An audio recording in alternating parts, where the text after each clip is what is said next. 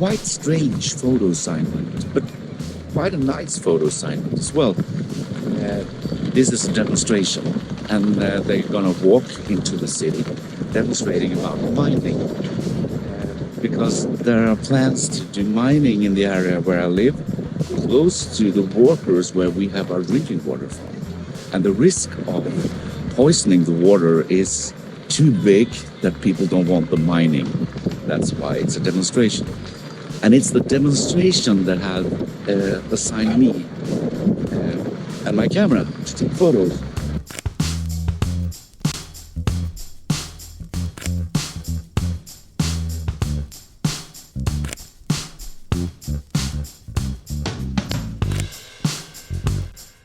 They are gathering now, and then they will walk, and I will try to take some pictures now. Then I will take my car and go ahead of them so I can meet them in two places before they reach the square in the city. And there is going to be performances on the stage and so on, where I'm also going to take photos, of course. Nice day to do it also. Quite nice.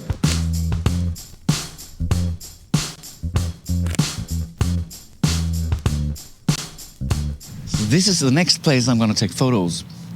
The people will walk down below this park. So I placed myself so I can take pictures of all the crowd walking, passing by, with the lake and the mountains in the background. I hope that will be cool. And they will walk towards the city. And I'm using my Sony a7 IV with the Tamron 35-150. I have a couple of other lenses with me, which I may use, I don't know. Maybe 35 isn't wide enough if I want to take pictures of the whole crowd. But when I'm at a distance like this, I think it will be perfect. And it's f2 to 2.8, so I can really experiment with the aperture and make blurry backgrounds or everything in focus or whatever. So I think it's a very usable lens, very versatile lens.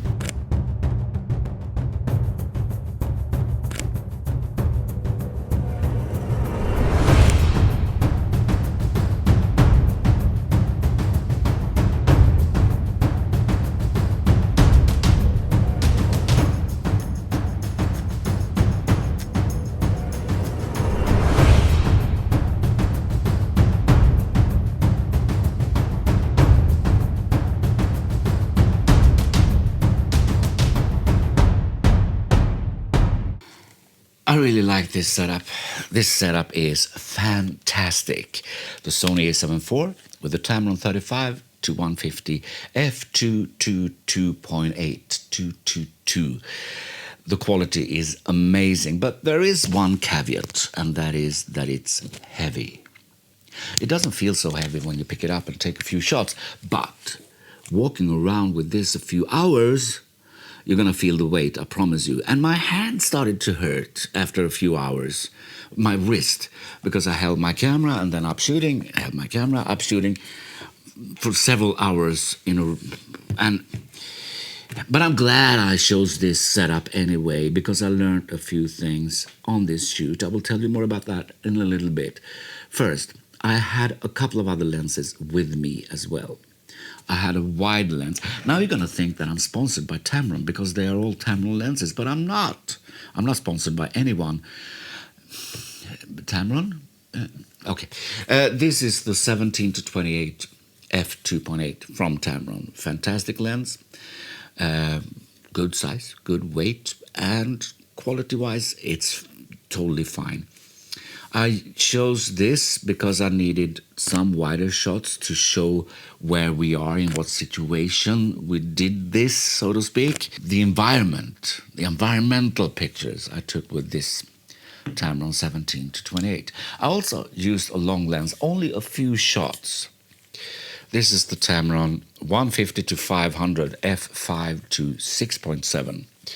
It's quite heavy, but it's lighter and smaller than other long lenses, normally anyway. I only used this for a few shots where there were politicians talking on the stage and I wanted close-up pictures of them. Good to have, but I could have managed without this lens. Maybe I should have two bodies and two lenses, separate lenses on each body.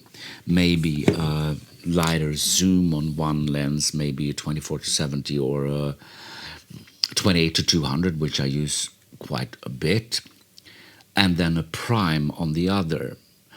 Because what I learned is that you need to take three different types of shots, three different types of pictures, photos, images.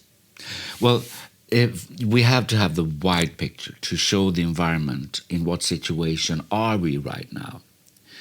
Then we need the group, the small group of people within the environment. People that are together, maybe holding a sign or something. And then we need the close-up. One person, one sign, one thing, close-up picture. We need all those pictures, all those kinds of pictures.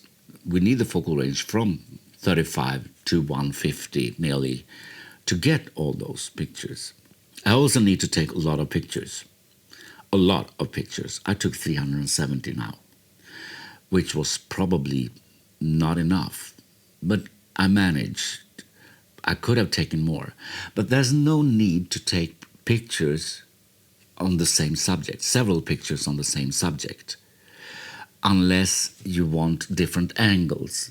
You don't need to experiment with different apertures and yada yada when documenting things like this. If the picture is sharp, if the subject you are photographing is in your frame, move on, because there are so many things happening and you have to be alert all the time. And that's why zoom is really good also, because I could go from 35 to 150 in 1 second.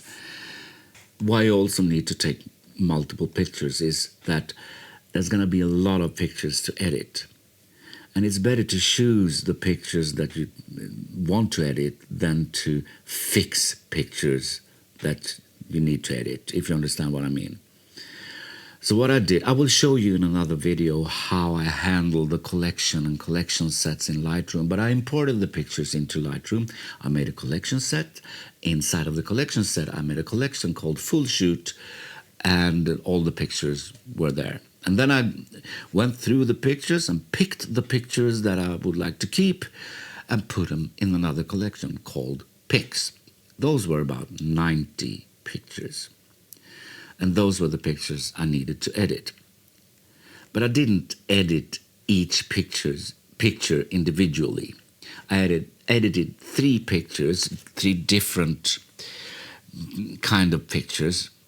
One sort of environmental shot, one very colorful, and one portrait shot. And then I copied those settings onto the other pictures in this collection.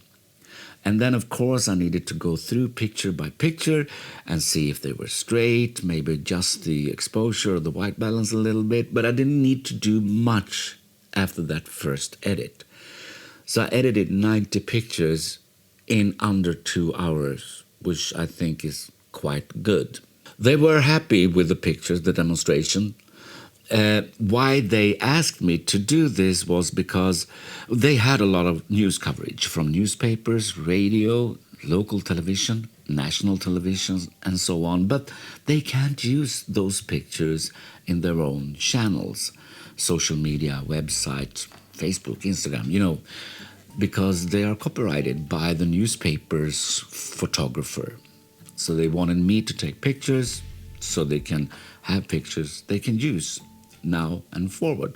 Before I show you my favorite picture of the day, I have to tell you what I learned the most from this shoot, and that is something I will probably learn for the rest of my life, but I got better at it because of this shoot, and that is to determine when to take it slow and when to move fast.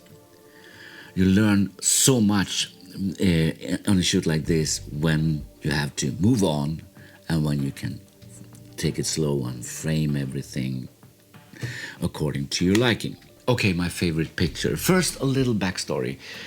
Beside my city, there's a lake called the Great Lake. It's not that great, but it's called the Great Lake. And there's a myth that there was a monster living in this lake like 150 years ago. The Great Lake Monster. And that monster have become a symbol for our city. There's been artists making art of the monster, but there's also a children's figure that's representing this Great Lake Monster. This guy is called Birger, and of course I took pictures of Birger, and this is my favorite picture from the day. Thanks for watching.